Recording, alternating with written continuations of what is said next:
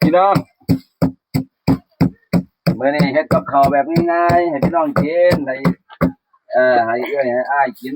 ให้ลูกหลานเหลนหล่อนให้กินกันมื้อนี้ก็มาให้มาหน้าคือเก่ากับข้าวมื้อนี้กินง่ายๆมื้ออื่นสิกินแบบยากเอาปลามะเขือเทศมาๆพิเศษเรื่องเฮ็ดกับข้าวนี่บ่ ซ่อน ต้อง ได้ระบายควรบ่ไหว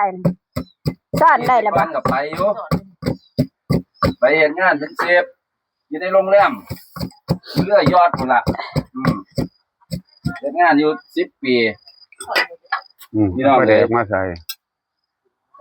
ก็แดกกันสวยนี่ก็มาอยู่กับลูกกับเมียอยู่กับครอบครัว